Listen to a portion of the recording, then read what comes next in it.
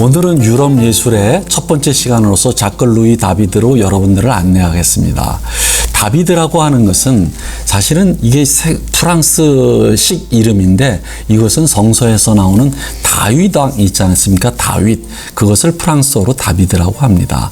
근데 이 사람은 여러 가지 의미에서 우리에게 그 많은 것을 시사하는 바가 있습니다. 첫 번째가 이 사람이 이게 프랑스 사람인데 프랑스 예술을 갖다가 일종의 회화사에서 아주 뭐랄까 중요한 위치로 프랑스를 갖다가 위치시키는데 결정적인 역할을 한 사람이라는 점에서 우선 중요하고 두 번째가 뭐냐면 이 사람을 얘기할 때 꼭 따라다니는 유파의 꼬리표가 신고전주의입니다.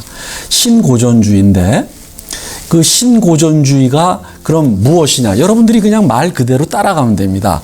고전주의 앞에 신을 붙인 겁니다. 그러니까 새로운 고전주의구나. 그러면 옛날에 있었던 고전주의가 다시 나타난 것이로구나. 그런 식으로 표방을 하는 것이구나. 그럼 그대로 알게 됩니다. 그럼 여러분들 신고전주의 할 때 고전주의는 무엇입니까? 고전주의라고 하는 것은 고전을 모방하고 고전으로 돌아가자 이런 주의인데 그럼 이때 고전은 뭐냐면 그리스 로마 시대의 예술로 돌아가자 하는 운동입니다.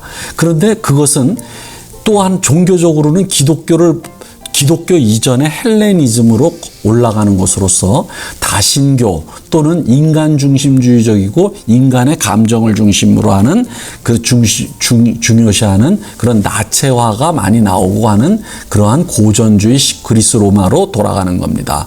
그럼 그것을 고전주의의 대가가 누구냐? 대표적인 사람이 여러분들이 알고 있다시피 르네상스 시대에 바로 미켈란젤로라든지 다빈치라든지 그다음에 라파엘로, 특히 라파엘로입니다. 그런데 그 중간에 신고전주의를 완성하는 사람이 한 사람 나옵니다. 그 사람이 누구냐면 바로 뿌생이라는 사람입니다. 근데 그 뿌생이라는 사람도 프랑스 사람으로서 프랑스 예술을 갖다가 세계적인 본 무대에 올려놓은 사람입니다. 그 사람이 신고전주의를 완성하는데 따라서 신고전주의는 다비드에 의해서 뿌생이라고 하는 프랑스 화가의 전통을 이어받으려고 하는 그런 움직임으로 나타납니다. 그럼으로써 어떻게 되냐면 프랑스의 예술의 특징은 고전주의에서 신고전주의로 나아가는 일종의 고전주의적인 색채가 아주 강하게 나타납니다. 그와 반면에 또 다른 그것과 상반되는 유파는 낭만주의인데 낭만주의의 대표적인 그 원류가 누구냐 하면은 루벤스의 바로크입니다. 루벤스의 바로크. 그래서 루벤스가 바로 요 다음에 우리가 공부하게 될 들라크로아라는 낭만주의의 원형이 되는 것입니다. 자, 그러면 이제 신고전주의의 특징으로 한번 들어가 보겠습니다. 그럼 여러분들이 잘 알다시피 신고전주의라고 하는 것은 여러분들 그냥 어렵게 생각하지 마십시오. 고전주의를 그대로 따라오는 것이기 때문에 고전주의적인 특성이 그대로 나타납니다. 통일과 조화를 강조하고 이성과 합리성을 강조하고 기하학적인 구조에서 뭐냐면 역동성이 많이 나타나는 대각선이라든지 이런 것을 피하고 수직 수평선 그리고 안정적인 삼각형 구도 이런 것들이 안정성과 함께 나타납니다.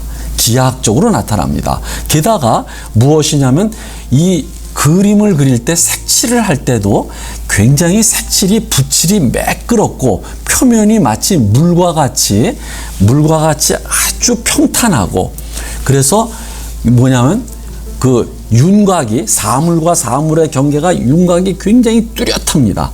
그래서 어떻게 느껴지느냐면 마치 인위적인 것처럼 조작한 것처럼 느껴지는 것이 이 특징입니다. 그와 반면에 이러한 신고전주의에서는 놀라운 것 중에 하나가 무엇이냐면은 저겁니다. 이 섬세한 묘사입니다. 섬세한 묘사는 일종의 사실주의와 연결되는 것 같지만 고전주의가 궁극적으로는 사실주의와 통한다는 점에서 굉장히 명쾌한 아주 섬세한 묘사예요. 따라서 고전주의적인 정통을 따라가려면은 무엇이 필요하냐면 스킬이 필요합니다. 굉장한 스킬이 필요합니다. 그러니까 선과 형태를 중요시하고, 그러니까 윤곽을 중요시하고, 거기에 비해서 낭만주의는 색을 중심으로 하는 것으로 가기 때문에 완전히 형태가 흐트러집니다. 그리고 이제 주제와 소재의 면에 있어서는 신화적인 영웅 또는 귀족, 왕의 이야기들을 다룹니다. 그래서 여러분들은 이것이 그대로 신고전주의에서 다비드로 연결된다는 것을 이제 곧바로 보게 될 것입니다.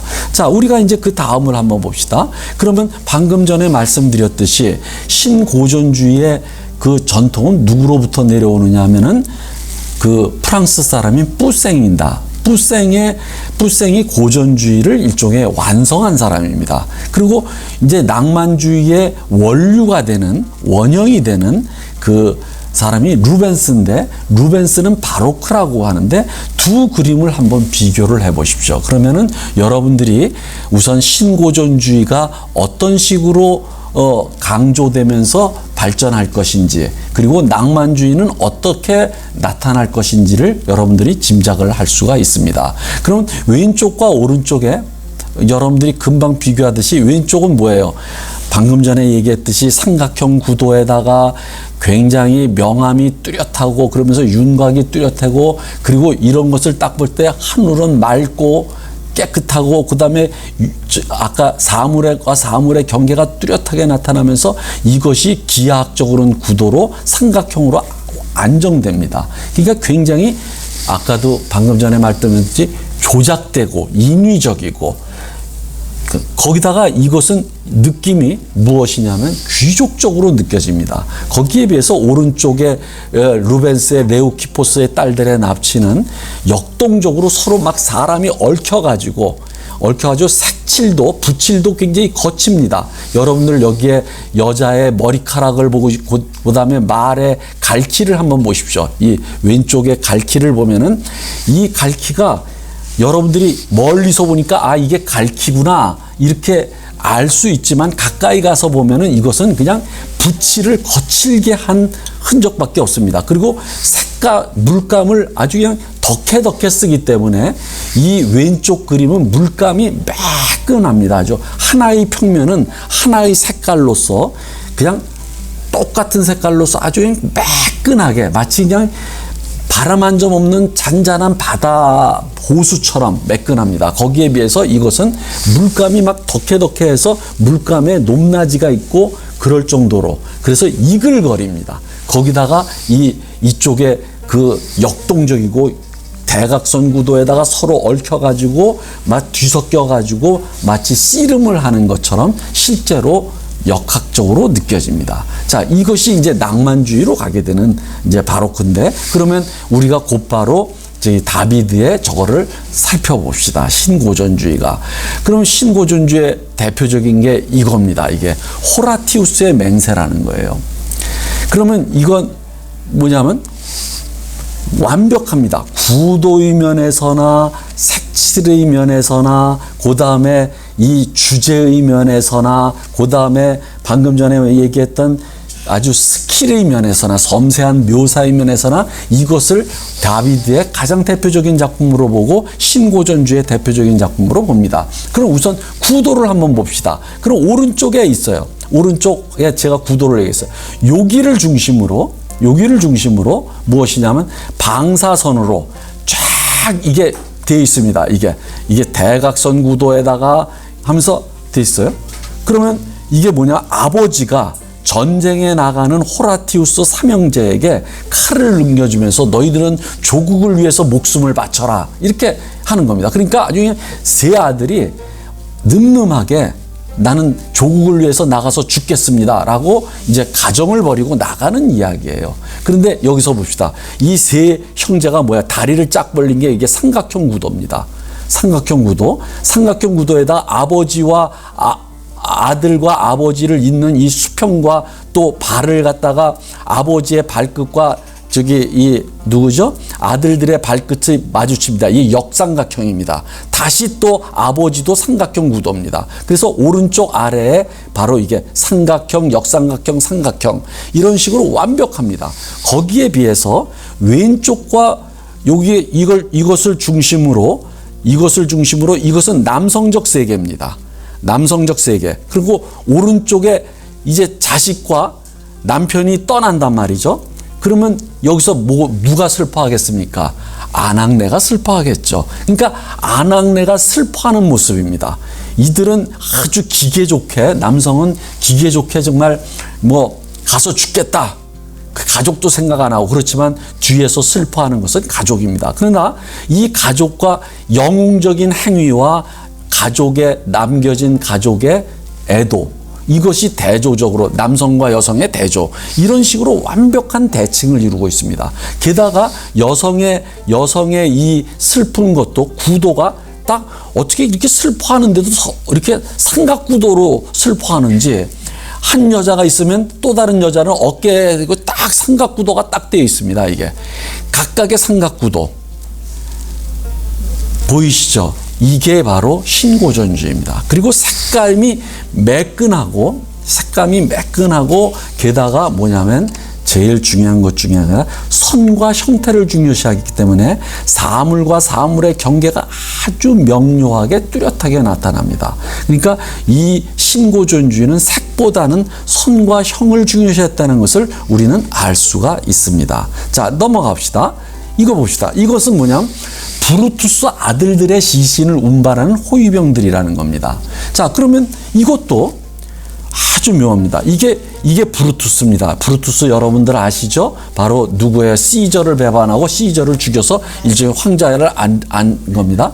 근데 자기 아들들 둘이 어디를 나갔느냐? 조국을 위해서, 로마를 위해서 전쟁에 나가서 죽어 돌아오는 겁니다. 여기서 이쪽에 요 기둥을 중심으로 왼쪽이 어둡고 오른쪽이 밝습니다. 그런데 왼쪽에 어떤 남자가 앉아 있어요. 이게 아버지 브루투스예요. 그리고 왼쪽 뒤에 들것에 들려오는 것이 두 아들의 시신입니다. 시신이 뒤에서 빛이 밝혀지면서 뒤에 밝고, 그 다음에 누구냐면 브루투스가 어둠에 가려져 있습니다. 그러면 이 같은 가족을 잃은 여자들의 애도입니다. 오른쪽에 밝아요. 이건 여성들의 애도를 나타납니다. 근데 애도가 어머니 그리고 두 아내죠. 두 아내 세 일종의 모녀가 얽혀졌는데 이것도 어떻게 이렇게 완벽하게 삼각구도로 슬퍼하는지. 자, 이게 삼각구도입니다. 그리고 이쪽은 밝습니다. 게다가 밝은데 무엇입니까? 남성적 애도와 여성적 애도가 대립됩니다. 남성적 애도인 브루투스는 아버지로서 침묵의 어둠 속에서 슬픔을 참으면서 아주 고요한 상태에서 있습니다. 그러나 여자들의 애도는 좀 시끄러운 소리가 들리는 것 같습니다. 그러니까 내 아들 막 하면서 막 아우성이 들리는 것 같습니다. 손을 뻗는 것이. 이렇게 대조와 대칭, 균형, 그리고 완벽한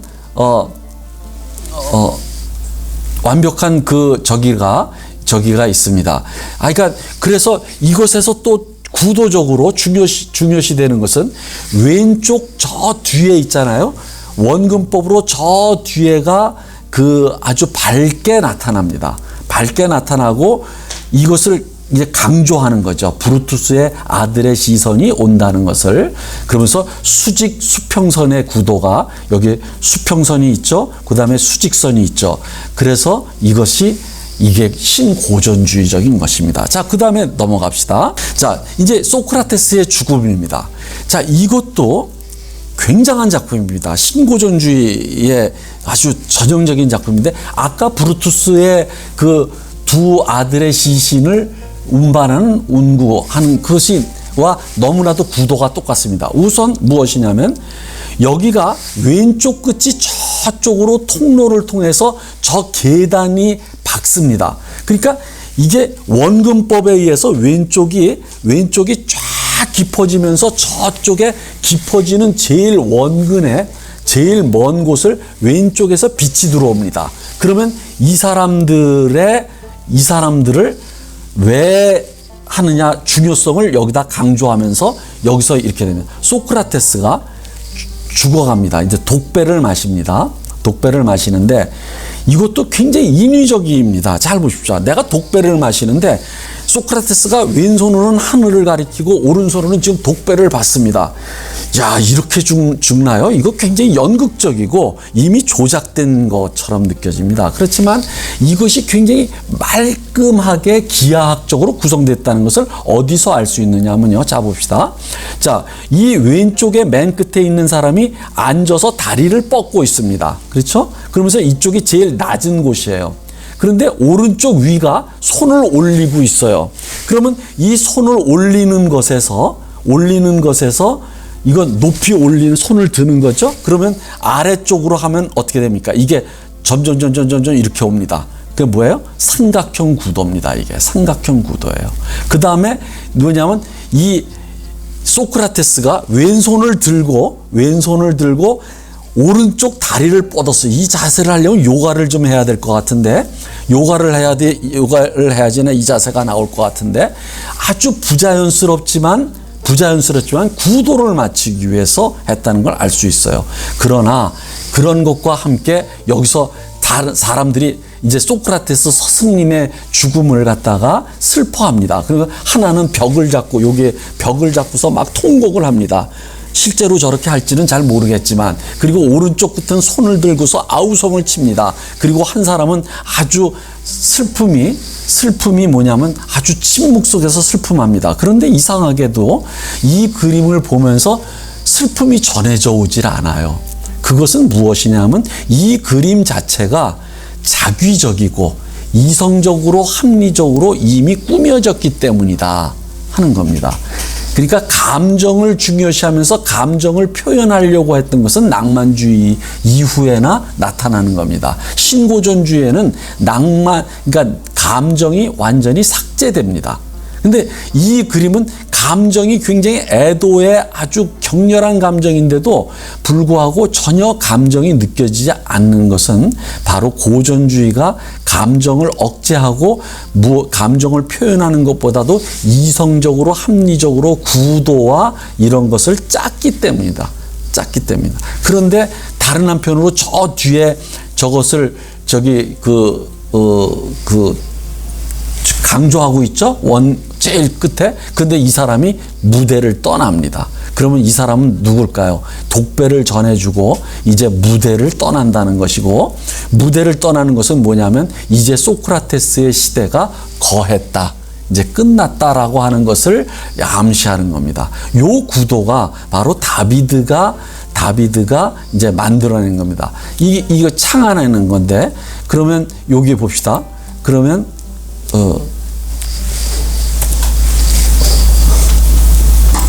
자, 이것도 똑같은 구도입니다. 똑같은 구도. 자, 그 다음에 봅시다. 자, 그 다음은 자, 이게 사비니 여인의 중재라는 작품입니다. 그러면 이 작품이 아까 방금 전에 뿌생의 후예라고 그랬죠? 뿌생이 프랑스 사람이고 다비드도 프랑스고, 그래서 프랑스는 결국은 고전주의 전통이 서게 됩니다. 고전주의 전통이 바로 프랑스를 지배하게 되는데, 이 뿌생의 후예인 다비드가 얼마나 그 뿌생을 닮아가려고 했는가 하는 것을 여기서 알 수 있습니다. 뿌생은 사비니 여인의 약탈이라고 하는 그림을 그렸습니다. 이것은 우리가 뿌생을 할 때 이미 했습니다. 근데 이것이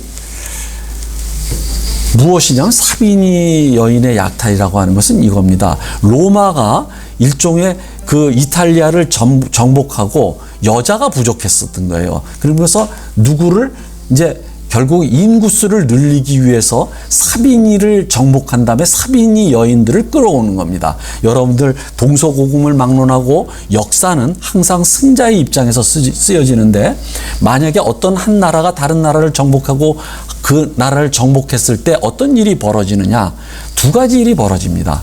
남자는 죽이고 여자는 취해서 자기의 피가름을 하는 겁니다. 자기의 자식을 낳게 하는 것이죠. 이게 바로 역사의 순리입니다. 마찬가지로 로마에 의해서 정복된 사비니는 여인들이 약탈을 당합니다. 근데 이 약탈을 주제로 푸생이 그렸어요. 그러나 여러분들 이것이 굉장히 혼돈스러울 것 같죠? 그러나 잘 보시면 여기를 왼쪽을 축으로 해서 이게 다 삼각형 구도가 되어 있습니다.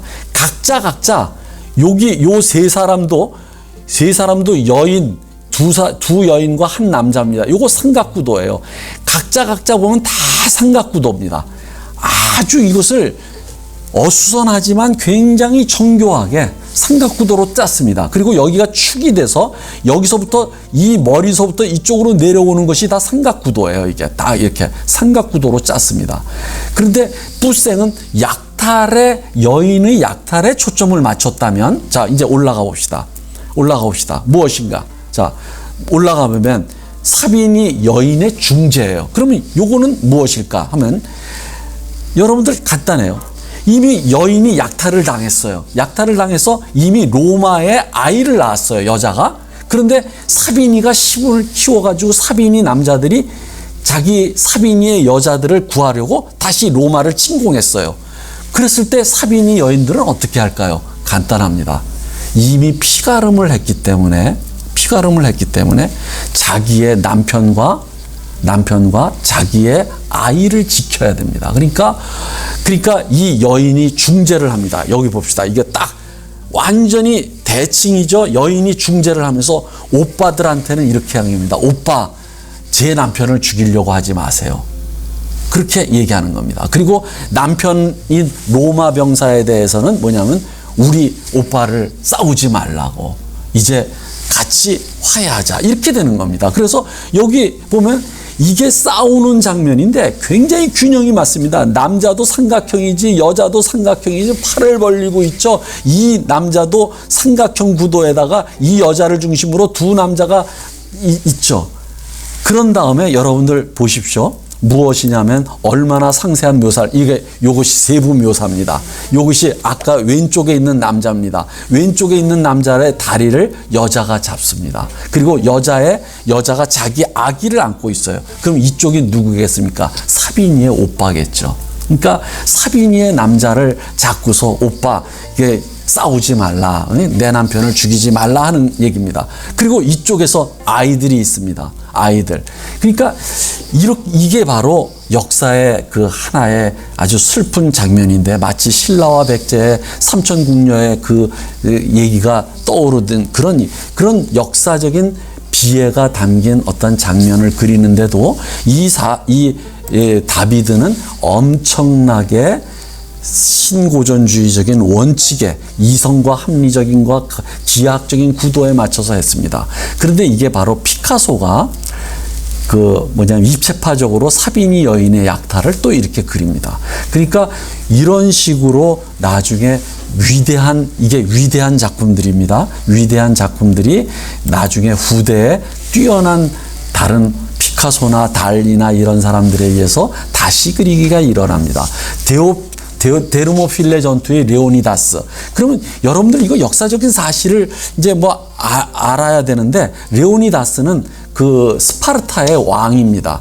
스파르타의 왕인데 그 당시 아테네보다도 스파르타가 훨씬 더 강력했었는데, 레오니다스는 이때 뭐냐면 그 당시에 페르시아가 이란 페르시아가 세계를 점령하고 있었는데 그리스를 침공합니다. 이럴 때 그리스가 300명의 정예 부대를 이끌고 레오니다스가 바로 페르시아의 10만 군대인가 10,000명의 군대를 맞아 싸우러 전사를 합니다. 장렬하게. 그러니까 그리스의 영웅이죠. 스파르타의 영웅이죠. 레오니다스. 근데 이것도 그러니까 주제적인 면에서, 소재적인 면에서, 그러니까 그런 신화적이고 역사적인 영웅과 왕과 귀족의 그런 이야기들을 소재로 하는 것이 특징입니다. 그러니까 역으로 얘기하면 여러분들 이렇게 얘기할 수 있습니다. 저 참 귀족적이다. 그럼 고전주의와 연결되고 고전주의적인 사람이다, 저 사람은. 그러니까 여러분들 가령 고전주의적인 사람은 어떤 사람인지 하면, 그러니까 저 같은 사람이 아닙니다. 정장을 입는 사람. 그런 사람들은 귀족적인 사람입니다. 그런 사람들은 고전주의와 연결되게 되어 있어요. 고전주의와 대칭적으로 딱 균형이 맞고, 근데 이것도 완벽하게 대칭입니다. 이 사람을 중심으로 딱 해가지고 삼각형 구도에 이 여자가 여러분들 축구하다가 축구화가 풀리면은 끈을 묶죠. 그것처럼 끈을 묶는지 뭐 신발에 끈을 묶는지 엎드렸어요. 그러니까 이것이 삼각형 구도입니다. 이 남자가 다리를 뻗었어요. 항상 구도를 맞추기 위해서 한 사람은 분명히 다리를 하나 뻗습니다. 이게 바로 신고전주의적인 구도의 그런 그 억지 춘향격으로 맞추는 겁니다. 이게 이런 식으로 되어 있습니다. 이게 테르모필. 그런데 굉장히 섬세합니다. 하나하나가 한 사람 한 사람이 일종의 초상화인 것처럼 보입니다. 자, 이제 봅시다. 이게 이게 아프로디테입니다. 미의 세 여신, 미의 세 여신입니다. 이게 산미신이라고 하는데, 그러니까 아프로디테의 일종의 하녀신이 되는 거죠. 그런데 이것이 이제 아프로디테와 그 다음에 아레스는 아프로디테의 남편이에요. 전쟁의 신이죠. 그러니까 여러분들 전쟁의 신이 그 영어로는 마르스입니다. 화성 있죠. 여러분들 영화 마션이라고 하는 것이 있는데 그것이 바로 원래 전쟁의 신인 아레스예요. 그리스 말로. 그러니까 그것을 얘기했는데 이것은 자기의 제자이자 후배인 앵그르의 이 그랑드 오달리스크라는 그림으로부터 여성의 자세를 이제 모방한 겁니다. 이 여인이 그랑드 오달리스크의 자세예요. 그리고 요게 아레스예요. 근데 이 두 사람이 이렇게 사선으로 이렇게 비스듬하게 하니까 굉장히 균형이 안 맞다. 그렇게 생각하실진 모르겠지만 그렇지 않습니다. 여기 창이 이것을 떠받치고 있어요. 창이. 그래서 창이 꼭지점이 돼가지고 이게 삼각구도가 됩니다. 삼각구도 이렇게. 여기 아프로디테를 타고 내려오는 거, 그 다음에 저기 아레스의 다리를 타고 내려오는 거, 이게 삼각구도가 되어 있습니다. 그래서 요것이 다비드가 지금까지 여러분들이 보다시피 이 다비드는 남성만 그렸어요. 근데 후기에 앵그르의 자기 제자인 앵그르의 영향을 받아가지고 그러면 앵그르도 신고전주의겠네요. 그렇습니다. 그러면 앵그르의 신고전주의와 다비드의 신고전주의는 어떻게 차이가 있습니까? 우리가 앵그르를 공부할 때 다시 하겠지만 앵그르는 여성적 신고전주의라고 할 수 있다면 다비드는 남성적 신고전주의인데 다비드가 후기에 앵그르에게서 이걸 받아옵니다. 그러면서 이걸 그렸는데 이게 바로 그 초점은 그래도 아레스에게 있고 이것 자체가 굉장히 고전주의적인 그런 구도와 마찬가지다. 이거 파리스와 헬레네입니다. 파리스는 그 아테네의 왕의 동생의 마누라였는데 파리스가 납치를 해갑니다. 그래서 트로이 전쟁이 일어나게 되는 거죠.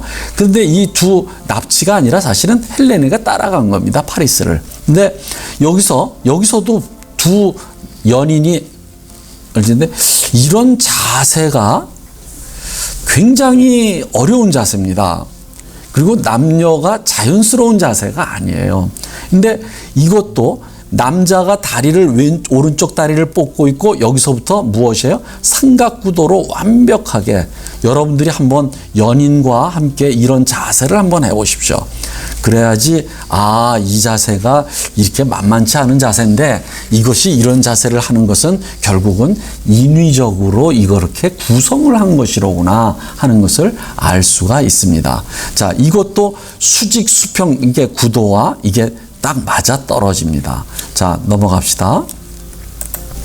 자, 이제 그냥 넘어가면 돼. 왼쪽은 헥토르와 이거 제가 잘못 썼는데 헥토르라고 했는데 헥토르의 시신 앞에서 슬퍼하는 안드로마케입니다. 헥토르는 바로 트로이의 방금 전에 했던 파리스 있잖아요. 파리스의 형입니다. 근데 이제 이 헥토르는 위대한 아주 명장이었는데 아킬레우스한테 죽음을 당합니다. 이 그리스의 명장인 아킬레우스한테 죽음을 당하는데 이 헥토르가 굉장히 남자다운 사람이었습니다. 근데 이 파리스의 이 동생의 망나니짓 때문에 전쟁이 일어나는데 그 전쟁에서 제일 먼저 희생되는 사람이 헥토르예요. 그래서 그런데 여기서도 마찬가지예요. 여기가 안드로마케 굉장한 미인이었다라고 하죠. 헥토르는 수평으로 누워 있고 안드로마케는 삼각구도 그리고 그의 아들 이게 완벽하게 삼각구도로 해서 이게 그 고전주의적인 그런 구도를 맞추려고 했다. 그다음에 오른쪽에 구걸하는 벨리사리우스. 이게 이런 것들이 사실은 다 슬픈 이야기들인데 이게 한 로마의 AD 한 5, 6세기경의 위대한 장군이었는데 뭔가 모함을 당해가지고 장님을 만들어 놓은 상태로 거지로 만들어 버립니다. 그런데 그것을 알아보는 사람들, 벨리사리우스라고 하는 위대한 장군임을 알아보는 사람들이 거지가 된 사람들에게 뭐냐면 적선을 하는 거예요. 이게 이런 비극적인 이런 것들을 소재로 많이 그렸다. 자, 이제 넘어가 봅시다. 자, 이게 이제 제가 저기 하는 항상 저는 십자가 상을 비교를 하면서 차이를 느끼게 합니다. 그래서 우리가 고야 시간에 그다음에 벨라스케스 시간에 이 두 그림을 했습니다. 그러면 두 십자가 상이랑 이 사람을 이게 다비드의 십자가 상이에요. 어떤 차이가 있습니까? 제가 고야와 벨라스케스 얘기할 때 비장하고 슬프고 비애가 가득 찬 벨라스케스 그리고 고통을 그리고 하나님께 그러면서 자기의 전 것을 고통을 호소하면서 그렇지만 하나님의 뜻을 받아들이는 이 모습들에 비해서 이거 무엇입니까? 잘 봅시다. 여러분들이 한번 포즈를 취해 보십시오. 그럼 뭐예요? 딱 한 다음에 마치 어떤 느낌이 듭니까? 딱 정면을 봐요. 정면을 보면서 그것도 약간 정면을 보면서 위를 봅니다. 하나님을. 이런 사람들은 이런 자세에 죽어갈 때 이런 자세를 취하는 사람은 대체 어떤 사람입니까? 잘 봅시다. 이 사람이 지금 십자가에 걸려서 죽어가요. 그런데 이 사람의 자세는 뭐냐면 마치 군인이 행진하는 자세예요. 앞으로 행진, 전진하면서 이런 자세입니다. 그러니까 예수 그리스도의 고통과 비애가 전혀 느껴지지 않죠. 그러니까 나는 이것은 다비드가 아무리 위대한 작가라고 하더라도 예수 그리스도를 형상화하지 못했다. 심지어는 이것 때문에 예수의 저거를 갖다 손상시켰다 그래서 고소당하기도 합니다. 이 그림에 의해서. 근데 제가 봐도 예수 그리스도의 왜 공감하지 못하고 그린 그림 같아요. 그러니까 전적으로 뭐냐면 영웅적인 군인으로서의 예수를 그린 것이다 라고 할 수 있습니다. 자, 넘어갑시다. 자, 이거 봅시다. 그러면 이 그림은 에로스와 푸시케입니다. 여러분들 에로스는 아프로디테의 아들이라는 걸 알고 있어요. 근데 아프로디테의 아들이면서 이 푸시케는 뭐냐면 푸시케라고 하는 것은 사이콜로지라든지 사이코어널리시스 할 때 사이라고 하는 것에 어원이 된 그리스어가 푸시케입니다. 심리라는 뜻입니다. 심리. 그러니까 여자예요, 이게. 푸시케의 신이에요. 근데 푸시케가 에로스에게 빠집니다. 그런데 이 둘이서는 밤에만 만날 수 있어요. 왜냐하면 이 사람이 에로스가 신이고 푸시케는 여인이었기 때문에. 그런데 그러니까 둘이 사랑하는데 사랑을 나누고 여자는 노곤하게 마치 사랑의 저것 때문에 노곤하게 누워있는데 남자인 에로스는 아주 기분이 좋아가지고 그 잠자리를 빠져나오는 그런 모습입니다. 요것도 삼각형 구도로 되어 있는데 오른쪽에 있는 것이 또 유명합니다. 그 당시에 같은 시대예요. 제라르라고 다비드와 같은 시대인데 이 사람이 신고전주의인데 다비드에 밀려가지고 그렇게 이름이 알려지지 않은 사람인데 상당히 프랑스에서는 연구가 많이 되는 사람입니다. 이것은 뭐냐면 둘이 사랑을 나누는 그림이에요. 신고전주의 작품이에요. 이것과 이것의 차이를 보십시오. 그러면 어디에 초점을 맞추고 있는가를 우리는 알 수 있어요. 다비드는 뭐예요? 아주 명랑하고 기분이 좋아가지고 나오는 거고, 여기는 지금 사랑을 나누면서 뭐냐면 푸시케가 자기를 바라보는 시선을 의식하는 그런 모습을 띠고 있습니다. 자, 요런 두 가지의 차이점. 자, 봅시다. 자, 넘어갑시다. 그러면 아내와 함께 있는 라부아지에라고 하는 그 당시에 유명한 프랑스의 학자였습니다. 라부아지에, 지금도 라부아지에 정리 같은 게 있을 겁니다. 화학에 있어서는 굉장한 공헌을 한 사람이에요, 이 사람이. 근데 두 부부가 아내와 함께 일종의 단란한 한때를 보내는 거예요.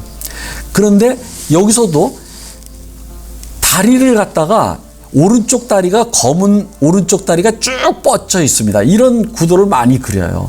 근데 부자연스럽죠. 이것도 무엇이냐면 결국은 삼각형 구도 아니면 피라미드 구조를 맞추려고 했던 것이다. 자, 그런데 오른쪽의 그림을 제가 일부러 넣었어요. 일부러 넣었는데 미러를 속삭이는 아를르깽 누구였습니까? 이게 로코코의 대가인 와토였습니다. 와토와 이걸 비교하십시오.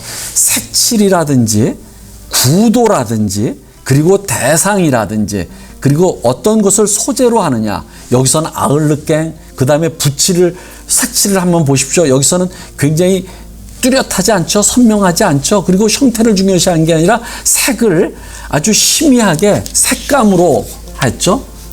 그런데 화려하죠. 거기에 비해서 이쪽은 뭐예요? 예, 귀족적이고 선명하고 아주 깨끗하고 기하학적인 구성을 가지고 있습니다. 자, 이런 것이 로코코와 신고전주의의 완벽한 차이입니다. 따라서 로코코는 어디로 넘어갔을까요? 바로 낭만주의로 넘어간다는 것을 알 수가 있습니다. 자, 이제 그 대표작이라고 하는 마라의 죽음입니다. 그럼 마라라는 사람은 누구냐? 그 당시 1789년 프랑스 대혁명이 일어나고 여러 가지 혁명이 일어납니다. 여러 혁명이 막 거듭되면서 나중에 나폴레옹에 의해 가지고 이게 뒤집어져 버려요. 다시 왕정 복고 시대로 가버립니다. 그런데 아무튼 이 마라는 그러한 로베스피에르라든지 이러한 프랑스 대혁명의 혁명가입니다.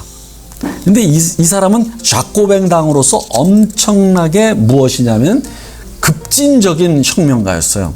완전히 급진적인 혁명가였는데 이 사람의 급진적인 그런 급진성 때문에 누구한테 살해당해요. 그 살해하는 여자가 샬롯 코르데이라고 하는 여자예요. 근데 그 여자에 의해서 살해당합니다. 근데 이것에 대해서 이제 여러 가지 썰이 많습니다. 그 여자와 마라의 관계는 어떤 관계냐? 이제 그것은 둘째치고 우선은 이 사람은 어디에 초점을 맞췄을까요? 이 사람은 마라를 굉장히 존경했어요. 그런데 여러분들 잘 생각해, 아까도 말씀드렸지만 귀족주의와 고전주의는 연결됩니다. 그러나 고전주의가 민중혁명이라든지 민중을 대변하는 혁명과는 연결이 안 돼요. 그러니까 이 사람은 초기에 젊은 시절에는 굉장히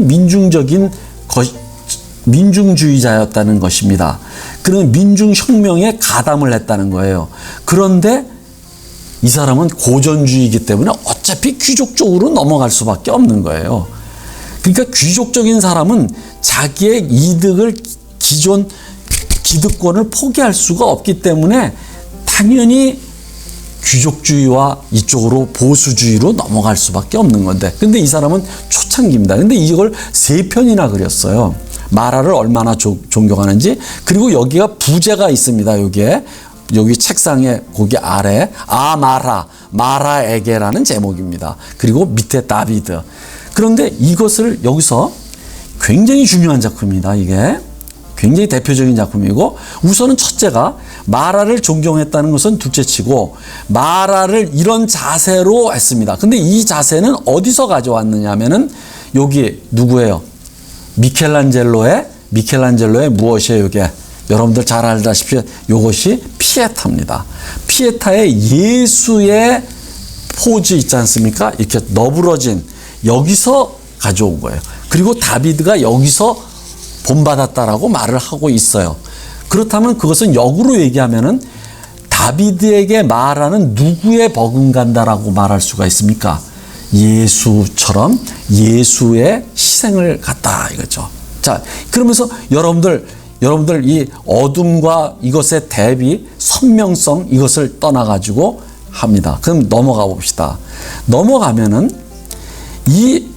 여러분들이 무엇을 공부하게 되느냐 하면 나중에 뭉크를 공부하게 됩니다. 근데 뭉크를 공부할 때 마라의 죽음이 이제 이 사람도 마라를 두 편이나 그렸어요. 뭉크라는 사람도. 근데 여기서는 이상하게 그렸어요. 마라만 초점을 맞춘 게 아니에요. 초점을 맞춘 게 아니에요. 마라가 피부병이 있었다고 합니다. 근데 그 피부병이 있으니까 매주 자주 목욕을 했나 봐요. 근데 그 목욕을 하는 순간에 이 코르데이가 접근을 해서 죽입니다. 근데 이상하지 않아? 어떻게 접근했느냐 이런 문제가 생깁니다. 그것은 마치 우리가 이미 공부했던 유디트 있지 않습니까? 유디트와 홀로페르네스 적장인 또는 우리나라식으로 말하면 준온계와 일본 적장의 관계입니다. 그러니까 일본 적장의 죽음과 살해. 그러면 준온계와 일본 적장은 어떤 관계에 있을 것이냐? 단순하게 준온계는 민족적인 저기를 위해서 적장을 죽여야 되겠다고 하는 의지와 조국을 위한 일념뿐이었을까요? 그렇다면 접근을 못했겠죠. 아마 마라와 코르데이의 관계는 연인의 관계였을 거라고 많은 사람이 얘기를 합니다. 그런데 뭉크는 그것에 초점을 맞춘 거예요. 자, 이제 아주 문제가 이제 그것 때문에 뭉크를 갈 때 다시 하겠습니다. 자, 레까미의 부인입니다. 레까미의 부인. 이건 여러분들 아주 평범하게 보일지는 모르지만 대단한 작품입니다. 이 작품이. 왜 그러느냐 하면은 이걸 카우치라고 합니다. 카우치. 등을 이렇게 등을 받치고 앉을 수 있는 다리를 뻗고 앉을 수 있는 걸 카우치라고 하는데 카우치에 앉아 있는 겁니다. 자, 그런데 여기에 이것도 삼각구도입니다. 자, 여기에 등이 없다라고 생각해 보십시오. 요거 등이 없으면은 굉장히 허전하죠. 여기서 균형을 맞춰줍니다. 이게 축이에요. 축을 하고서 여자를 하면은 머리서부터 발끝까지 연결시켜 보십시오. 발끝까지 연결시키면 삼각구도예요. 발끝에서 이 부인의 엉덩이를 통해서 가면 이게 딱 삼각구도예요. 그 다음에 발끝을 쭉 더 연결시키십시오. 그럼 바닥에까지 갑니다. 이게 삼각구도예요. 이렇게 완벽합니다. 아주 구도가 완벽하고. 그런데 레까미의 부인이 굉장히 유명한 귀족 부인이었는데 여기 제라르도 똑같이 마담 레까미의 부인을 썼습니다. 그렸습니다. 이것과 이것을 비교할 때 제라르가 계속해서 다비드에게 밀리는 이유를 알 수가 있습니다. 그런데 그것을 어디서 알 수 있느냐 하면 후배 작가들, 후대에 나오는 그 화가들이 이 그림을 다시 그립니다. 여러분들 이 그림에서 마그리트라고 하는 초현실주의 화가가 레까미의 부인을 이렇게 했습니다. 다른 건 똑같은데 여자를 갖다가 관우로 만들어 버렸어요. 여자를. 무엇일까요? 이거 마그리트가 이것을 다시 그리기 위해서 일종의 패러디한 겁니다. 그러면 대단한 겁니다. 무엇이냐면 여성의 아름다움 뒤에 있는 죽음을 그리는 거예요. 여러분들 아프로디테가 미의 여신입니다. 굉장히 아름다움의 여신이거든요. 근데 아름다움의 여신이 되기 전에, 미의 여신이 되기 전에 아프로디테는 죽음의 신이었어요. 굉장히 아이러니컬합니다. 죽음의 신이 미의 여신으로 간다. 이거 있지 않습니까?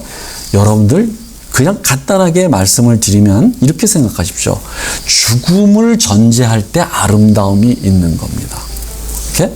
그리고 더 간단히 말하면 모든 아름다움은 죽음으로부터 나오는 겁니다. 죽음으로부터 나온다. 이것을 설명하려면은 많은 시간이 걸리겠으니까 아무튼 이것을 이렇게 다시 그리게 할 정도로 이 그림은 후대의 화가들의 눈에 아주 명화로 위대한 작품으로 눈에 띄인 것이다 하는 겁니다. 자, 넘어갑시다. 이제 누구를 그리는지 알겠죠? 뭐냐면 나폴레옹의 전속 화가가 됩니다. 그러니까 민중의 편에 서서 마라를 자기의 일종의 신처럼 여겨서 존경했다가 이제는 딱 나폴레옹에 의해 가지고 나폴레옹에 의해서 왕정복고로 다시 독재로 돌아가니까 전제 정권으로 돌아가는데 딱 누구한테 붙느냐? 바로 나폴레옹한테 붙어가지고 나폴레옹의 전속 화가가 됩니다. 여러분들 어떻습니까? 세상이라는 건 원래 그런 겁니다. 그런 것을 뭐라고 하느냐? 프랑스 말로 셀라비, 그게 삶이다. 이렇게 얘기를 합니다. 자, 그런데 나폴레옹을 그림을 이렇게 많이 그렸어요. 생베르나르. 그러니까 이 사람이 어디를 점령합니까? 오스트리아, 이탈리아를 점령합니다. 그때 어디를 넘어요? 바로 알프스 산맥을 넘습니다. 그래서 알프스와 스위스, 그리고 이탈리아, 그리고 오스트리아로 연결시키는 그 고개를 생베르나르. 참 역설적이죠? 여러분들, 생베르나르는 성인이고 이 나폴레옹은 독재자입니다. 그러니까 생베르나르를 고개를 넘는 나폴레옹의 이렇게 4개를 그립니다. 이게 각각의 다른 박물관에 있습니다. 그러면 다 넘어가 봅시다. 넘어가면 무엇이야? 이게 나폴레옹을 서재에 있는, 이게 나폴레옹 전속 화가가 돼요. 벨라스케스나 고야는 일종의 궁정화가였는데 이 사람은 아예 나폴레옹 전속 화가예요. 그러니까 고전주의자들은 대개 기득권을 버릴 수 없기 때문에 결국은 이렇게 되는 것이다. 자, 그런데 여러분들 왼쪽 그림과 오른쪽 그림을 보십시오. 오른쪽은 낭만주의의 선구자가 된 제리코의 돌격하는 근위병이라는 그림이고, 왼쪽 그림은 뭐냐면 바로 신고전주의 다비드의 알프스를 넘는 나폴레옹이에요. 완전히 비교를 해보십시오. 이쪽은 독재자, 황제, 이쪽은 뭐예요? 근위병, 뭐예요? 말단 병사예요. 그냥 말단 병사. 완전히 소재가, 주제가 다르죠. 게다가 무엇이에요? 여기선 색칠이 매끈합니다. 정말 여기 뭐죠? 저기 깃털 있지 않습니까? 갈기. 요 갈기가 선이 그냥 선명하게 봅니다. 선과 형태를 중요시해서. 그 다음에 색칠이 면을 중심으로 해서 매끈하게 칠해집니다. 거기에 비해서 여기서는 뭐예요? 갈기들이 색칠을 통해 가지고 멀리서 봐야지 이게 갈기지, 가까이 가면 그냥 난사판 붓칠입니다. 그 다음에 여기 면이, 이게 엉덩이를 한번 보십시오. 엉덩이. 그럼 차이가 나죠? 색칠이. 이게 바로 낭만주의와, 여기선 뭐예요? 대각선 구도이지만 붙박혀 있는 것 같죠? 고정되어 있는 것 같아요. 마치 저는 이럴 때 이렇게 얘기합니다. 사진관에 가서 사진관에 뒤에 있는 그림에 또는 설치된 말 위에 앉아가지고 찍은 것 같아요, 사진을. 사진관에서 이런 거 어린애들 많이 찍잖아요. 근데 오른쪽은 진짜 생동감이 나고 막 아주 역동적으로 말에서 떨어질 것 같고 말도 히힝거리면서 굉장히 위태로운 것이 불안하고, 이쪽은 안정적이고, 이것이 바로 대중. 이렇게 여러분들도 차이를 느끼면은 그때 바로 여러분들이 그림이라고 하는 것은 일종의 감각으로 느껴져 들어온다는 것을 실감할 수가 있습니다. 자, 왼쪽에 봅시다. 이게 서재에 있는 나폴레옹이에요. 이게 다비드예요. 완전 신고전주의 작품이죠. 오른쪽에 벨라스케스예요. 근데 벨라스케스가 훨씬 더 200년 전 앞섰습니다. 신고전주의보다. 그런데 이 작품은 정말 좋은 작품입니다. 벨라스케스의. 그러면 자 봅시다. 이것은 뭐냐면 정면에서 보는 겁니다. 눈높이가 같은 높이에서. 근데 여러분들 이 사람은 머리가 작고 굉장히 몸집이 크면서 이렇게 겁니다. 그리고 팔등신도 더 되는 것 같아요. 그러면 여러분들 이 그림을 보려면은 어디서 그려야 되냐면 약간 아래쪽에서 배쯤에 이 사람의 배 있지 않습니까? 배나 배 조금 아래에서 단전쯤에서 위쪽을 바라보면서 그려야 돼요. 위쪽을. 그러니까 이 사람이 굉장히 왕이니까 왕의 거대함, 위엄이 있으면서도 굉장히 생동감이 있습니다. 생동감이. 이 색깔도 없어요. 그리고 벨라스케스에서 약간 평면성입니다. 평면적이에요. 그런데도 이 그림이 훨씬 더 그 사람의 위엄을 보여주고 있다. 색감도 이게 훨씬 낫습니다. 벨라스케스가. 그래서 벨라스케스가 위대하다는 것이죠. 자, 이제 마지막으로 나폴레옹 황제의 대관식이에요. 그럼 나폴레옹 황제의 대관식 이거 틀렸습니다. 나폴레옹이 얼마나 오만했느냐 하면 옛날에는 황제가 대관식을 할 때는 교황이 와서 하는데 교황은 앉아있고 뒤에 앉아있고 자기가 쓴 다음에 그 다음에 자기가 황제가 된 다음에 자기 마누라인 조제핀을 황비의 관을 하는 거예요. 그러니까 이것은 나폴레옹 황제의 대관식이 아니라 나폴레옹 황제의 황비의 대관식이에요. 황제가 주는. 이렇게. 오만한 놈이죠. 그런데 제가 왜 그러냐. 이 신고전주의는 굉장히 섬세한 묘사가 뛰어나다 그랬죠. 이게 실물 크기입니다. 엄청나게 큰 그림이에요. 이게 루브르 박물관에 있는데, 그럼 뭐냐면 이 나폴레옹 있지 않습니까? 요 다음 그림을 한번 보십시오. 다음 그림. 이게 실물 크기예요. 한 사람 한 사람이 다 실물 크기예요. 그러니까 여기서부터 이 많은 사람이 여기 이렇게 수평으로 놓여 있죠? 그러면 이 길이가 얼마나 할 거고, 그 다음에 이게 실물 크기라면 이게 노틀담 대성당에서 하는데 이 높이가 엄청나죠. 그러니까 이 폭이 엄청나게 큰 그림이에요. 그러면 어느 정도로 저기냐면 요게 한 사람 한 사람 얼굴 있잖아요. 요것이 각자 다 다른 사람의 초상화예요. 그 당시에 대관식에 여기 보십시오. 얼마나 요거 하나하나가 그 당시에 실제 인물로서 실제 초상화예요. 그러면 이 수많은 사람들의 초상화가 이게 여기서 합쳐놓은 겁니다. 일종의 단체 초상화예요. 그리고 이것이 어느 정도로 신고전주의 원칙에 맞느냐면 사람들의 시선이 여기에 다가 있어요. 여기에 쫙 이게 요게 그러니까 중심이 하나로 모입니다. 요 대관식에 여기에 다 모입니다. 이렇게. 그래서 아까 호라티우스의 삼형제처럼 이게 완전히 방사선으로 하나의 중심을 해서 방사선으로 흩어지는 구조로 되어 있다. 자, 이제 황제에 대한 군대의 맹세도 마찬가지예요. 여기서 요거를 중심으로 삼각형 구도로서 사람들이 황제에게 맹세하는 거예요. 그 다음에 죄두범이라고 하는 것은 무엇이냐면요. 여러분들 티미스의 일종입니다. 사실은 티미스가 그 원형이 프랑스 황실에서 하는 그 놀이였어요. 죄두범이었어요. 근데 죄두범의 그 경기장에서 무엇이 일어나느냐 하면은, 그냥 나폴레옹 황제가 말이죠. 나폴레옹이 자기가 이제 저기 한 다음에 거기에 참석한 사람들에게 깃발을 나눠주고 막 그래요. 그런데 거기서 이제 무엇이냐면은 요겁니다. 요게 깃발. 여기를 중심으로 이게 하는 겁니다. 그래서 이게 바로 죄두범 선서라고 하는 겁니다. 그러니까 여러분들 왕위에 오르잖아요. 그러면 어떤 것을 합니까? 충성맹세 이런 겁니다.